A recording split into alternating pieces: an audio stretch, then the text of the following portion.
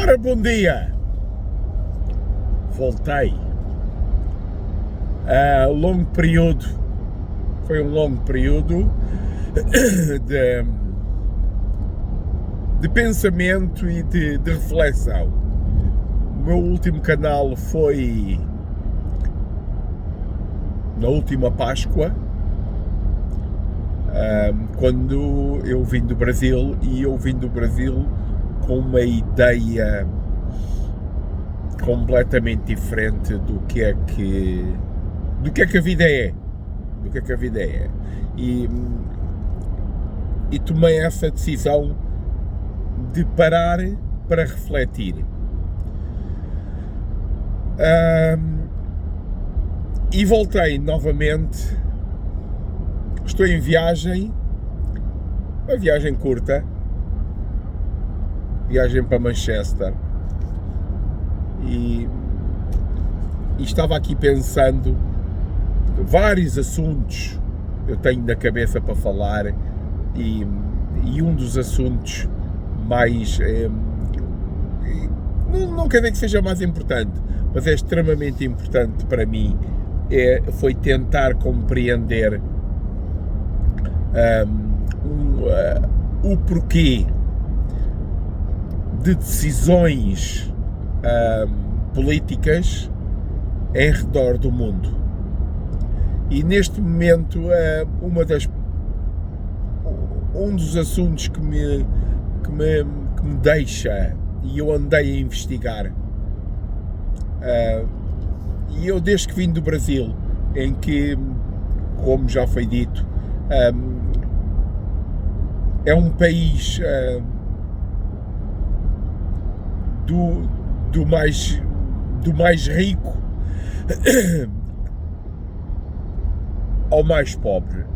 É um país extremamente complexo.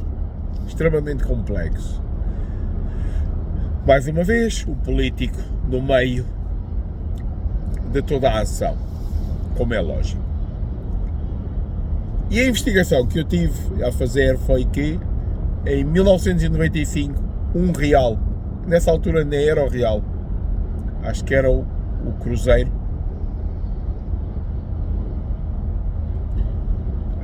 acho que sim, eu não tenho certeza, valia um cruzeiro, valia $1. Hoje em dia, um real, porque eles, quando a moeda, quando a inflação começa a disparar, a desvalorização da moeda é dramática, e chega a haver pontos em que 1000 cruzeiros valiam $1. Por isso se muda de moeda, muda-se para o real. E o que era 1000 cruzeiros vale $1. Eu acho que foram desde há 200 anos que foram tirados, acho que é 1 trilhão% foi a inflação criada no Brasil até aos dias de hoje, enquanto na América 208%.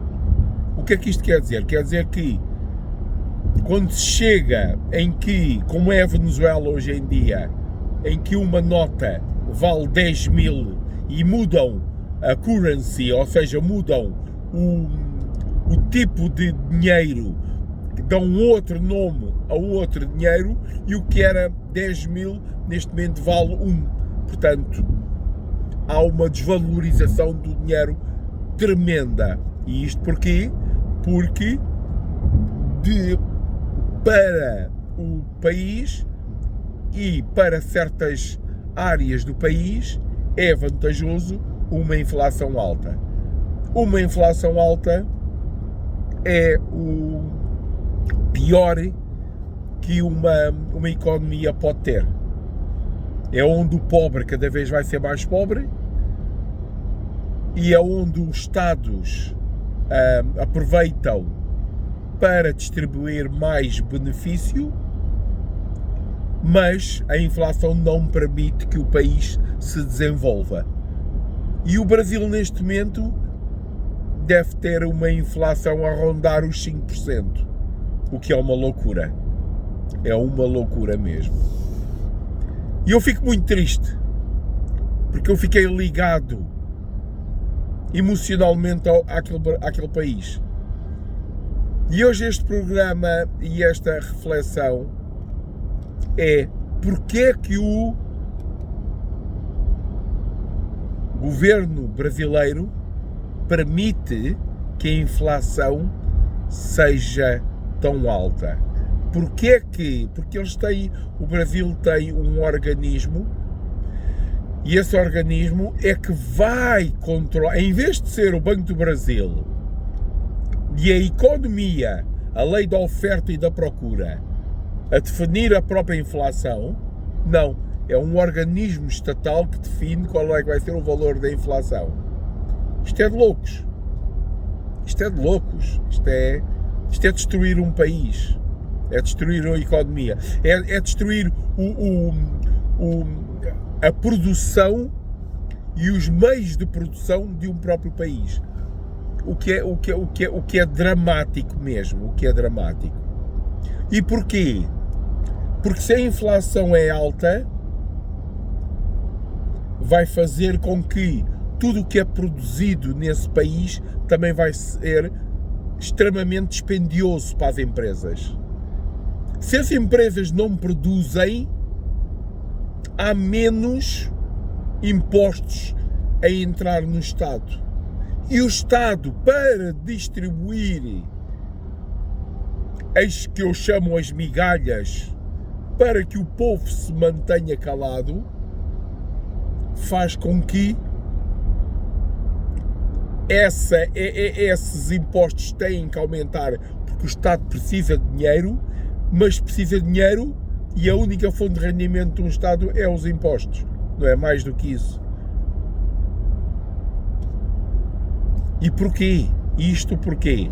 Controle estatal e controle da economia. Quando um Estado quer controlar uma economia, não está a fazer, não está a contribuir para que essa sociedade cresça naturalmente e cresça saudavelmente. É algo que me fez pensar o porquê chegar a este ponto. Não é por acaso que Javier Milei, na Argentina, foi das primeiras ações do Javier foi combater a inflação. A inflação é o cancro de uma economia. Come-o todo e destrói-o. E neste momento, o Javier Milei, desde o tempo que lá está, já conseguiu reduzir. Eu acho que aí passava dos 1000% de inflação. Eu acho que neste momento vai em 100 e pouco por cento a inflação na Argentina, desde o tempo que o Javier Milei lá está, que já vai para 2 anos, acho eu, que é um trabalho fantástico. Para já ele é um liberal e permite que a economia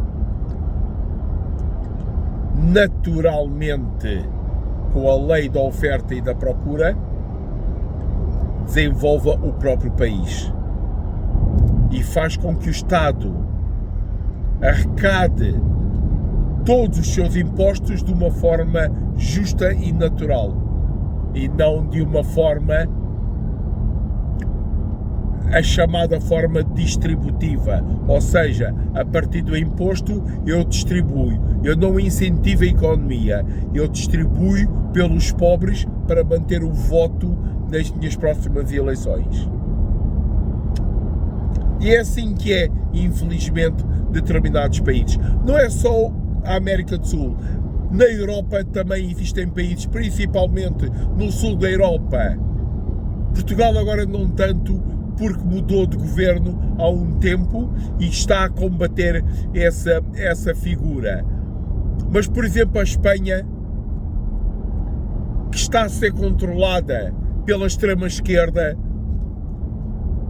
tem um problema grave em mãos, muito grave. E infelizmente tiveram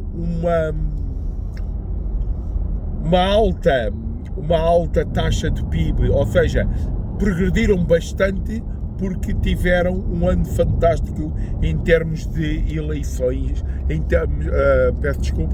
termos de economia devido ao turismo. Mas a realidade, acabando agora o turismo, acabando agora o verão, a realidade volta novamente ao que é, ao que vai ser, ao que é a realidade e o que vai ser ainda pior, a própria economia e a própria forma de viver dos próprios espanhóis. Vamos chegar por aqui hoje. Foi algo que eu vinha no carro e eu vinha a pensar, e eu quero continuar a digerir e a alimentar e a conseguir compreender o porquê dos políticos, que são meia dúzia de pessoas, tomarem determinadas decisões em que depois vão influenciar e vão afetar outras pessoas. Havemos estar aí, vamos voltar sobre vários assuntos políticos e económicos. Havemos de voltar a falar um pouco sobre as eleições americanas também, que é algo que me está a preocupar, porque tanto um como qualquer dos candidatos não me merece muita confiança, mas há um dos candidatos que ainda me merece menos confiança, e infelizmente é da minha ala política. Eu lamento muito mesmo. Fiquem bem, sejam felizes, vemos por aí.